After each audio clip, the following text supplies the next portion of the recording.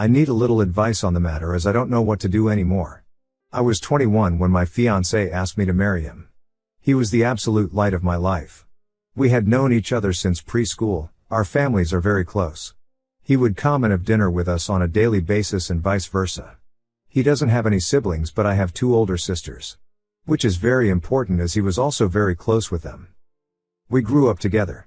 When we started dating, I don't think our parents stopped celebrating for weeks. He helped me deal with a lot of my anxiety, and even when I gained a little weight and my mother berated me saying he was going to leave me, he told her off and said he loved me for who I was, not for what I looked like, even though he claimed I was the most beautiful girl in the world to him. We were only engaged for 6 months before the incident. My middle oldest sister, let's call her Nikki, was a very cold person. She never showed any affection. She only ever opened up to my fiancé as she said she saw him as a brother, and he also helped her through a lot of her dark times, such as battling drug addictions and breaking the law. She and I never saw eye to eye. I loved her dearly because she was my sister but didn't like her as a person.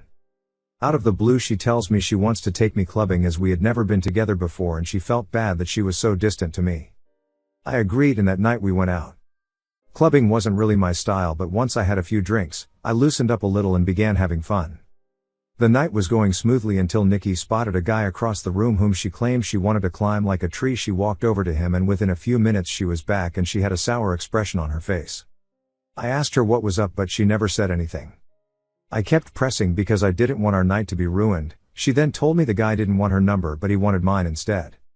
I told her he was a loser and there were plenty of guys around who would kill to be with a girl like her. She didn't budge though. She told me she needed to use the restroom and then we would leave. I waited for an hour. During this time I was sipping on a lot of different cocktails. I then started feeling really dizzy and lightheaded. I figured I'd just cab it home as I was certain Nikki had left. On the way out though, I bumped into a friend of Nikki's whom she had briefly dated. He asked me if I needed a hand to my car and I explained I was getting a cab. He said he was getting ready to leave and we could share one. I told him okay and we walked out of the club together and into the first cab we saw. I tried to find my phone in my purse but I felt myself getting dizzier and dizzier.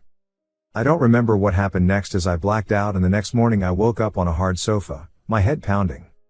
When I came to, I realized I was in Nikki's friend's house and my phone was sitting on the glass table in front of me, but it was flat. When he noticed I was awake he offered some tablets and water and explained that I had passed out in the cab and he didn't remember my parents' address, so he just picked me up and took me back here where he laid me on the sofa. I told him I needed to go home as my fiancé would be worried. He called a cab and I left. When I arrived at my parents' house, my mother, father, Nikki, my fiancé and his parents were all standing in the living room. I thought they were worried about me, but the instant I opened my mouth my fiancé asked how could I do this to him? I tried to explain that my phone went flat, but he then went on screaming about how could I cheat on him. I was baffled. Why would he think that? I tried to explain the night's events but I kept getting cut off. Nikki then chimed in and said I was a lying ass and how could I be so heartless to a man who has been there for me through thick and thin. She went on to say I kept flirting with random guys all night, and then when she went to the bathroom, she saw me leave with her friend. I told her what had happened and she showed me photos on her phone where as we were leaving, his hand was on my back ushering me outside. Yes, the photo did look horrible and I was so drunk I didn't even realize his hand was on my back at all. My fiancé was so angry, he kept shouting and his mom and mine were both crying. I then asked Nikki to call her friend and he would confirm nothing happened, but when she called him, he told a completely different story. He said I begged him to take me back to his, and when he did, we slept together multiple times. I saw red and started crying and yelling at Nikki because I knew she had organized this whole thing to make me look bad. I begged my fiancé to believe me, but he just shook his head and left. When everyone had cleared out, my mother slapped me across the face and told me to get out. I left and went to a friend's house where I stayed for a few nights. During those nights I called my fiancé crying and pleading with him to believe me that nothing happened, but it all fell on deaf ears as he never returned any of my calls or texts. My mom texted me and told me she was kicking me out and that she couldn't believe I would do such a thing, and a lot of hurtful other slurs I don't think I could repeat here. She didn't even give me time to get my things as she threw everything out. I was now homeless. None of my family would take me in, as they chose my fiancé and mother's side. I was homeless and single in less than a day and a half. My entire world had been taken away because of Nikki's lies. Now for weeks I tried everything to get my fiancé back and my family. The limit for me though was when Christmas time had come and I went over to my mother's house to try and reconcile. I was sleeping from couch to couch during this time. When I got to my parents' house, I knocked on the door but no one answered. My friend then called me and told me she just saw on Facebook that my family were in another state celebrating Christmas and they had posted pictures online. Everyone was there, my sisters, parents, grandparents and even my fiancé and his family. When I myself saw the photos, I couldn't stop crying as they all looked so happy. I cried for days and days before deciding to block them all. I even returned my engagement ring. My friend knew someone a couple hours away who was looking for some help in his restaurant and he even had living arrangements above where he worked so I could get rent at a cheap price and work at the same time. I wanted to start over with my life as it hurt me that no one took my side and they all left me to fend for myself. I was able to move pretty quickly and was doing well. The apartment was tiny and I had to work 10+ hours almost every day, but I was able to save a lot of money. I'm not living in the apartment anymore. I was able to rent a much nicer condo but I am still working at the restaurant as assistant manager. Now it has been roughly 2 years since I left and have not spoken to any of my family. I have no idea what is going with them until I got a knock on my door. It was my ex-fiancé. I was shocked to say the least. All these feelings came rushing back and all I wanted to do was jump into his arms. But then I remembered the pain I had felt and tried to slam the door in his face but he stopped it and asked that I let him explain. He said that Nikki had gotten married and she had confessed that she lied about the situation because she had found someone she loved so much and realized what a horrible thing she had done. I asked him how he found me and he said my friend told him. My entire family had been trying to get in touch with me and want to see me. I told him I needed time to see if I even wanted to have them in my life. He left and I have been a mess since. I don't know what to do. I know I will never ever forgive Nikki. She could rot for all I cared but it's hard because my other family and fiancé didn't know she was lying, but I also felt like they abandoned me too quickly without letting me explain my side. I don't know if I should forgive them. Any advice would be much helpful. Thank you for taking the time to read. Update 1. Wow guys, I don't even know where to begin. I am honestly so grateful for all the support, advice, beautiful messages and awards you guys have gifted. I wish I could personally thank each and every one of you. And I did try my best to reply to every message. You guys are honestly so amazing and I cried reading all the comments. My heart has never been so touched with the amount of love and support I got on this post and I am so sorry if it took too long to post an update. I was honestly in so much shock I didn't know how to cope with it. So I never got back to my ex. I didn't know what to do, but eventually he must have given my phone number to my parents as they texted asking to meet up. I never replied and was planning on organizing a Zoom meeting but didn't need to as they also showed up at my door. Well, my father did. When I answered the door and saw him standing there, I ended up throwing up which he insisted on cleaning. When he was done, we sat down and I just bursted in tears. My emotions were all over the place and my father has worn the same cologne for a really long time, so when I smelt it, it just brought back all these memories. He tried to hug me but I pushed him away and asked what he was doing here. He went on to explain he and my mother are getting a divorce. He said he begged my mother to get in touch with me the minute I left, but she refused and said I was acting like a baby and if I wanted to leave them after doing something so horrible, then I could do things on my own from then on. I asked him how long did it take them to notice I was gone. He said they arrived back home after New Year's Eve and were planning on inviting me over so we could talk. That's when they got in touch with my friend and she told them I left and she didn't know where I was. I asked him why didn't he listen to my side of the story and why did they throw me away so easily. He just started crying.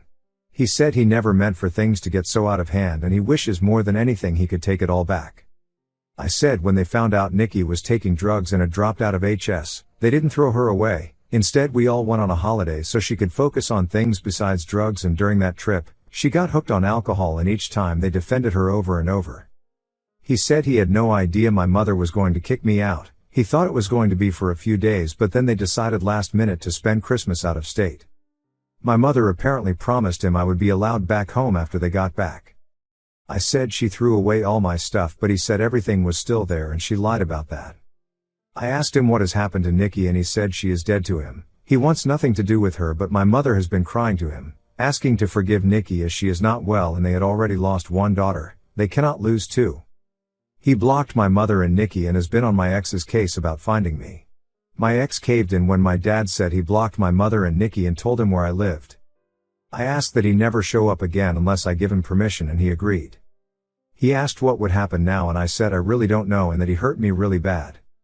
I then just went into detail about how much he hurt me and what it felt like seeing them so happy without me and how hard it has been.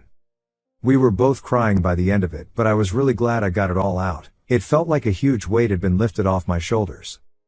My dad then said he knew a few places around the area and would help get me a better apartment, and he said he would help get a better job, but I told him I wouldn't be leaving this job as my boss helped me out so much and I wanted to repay him at all costs.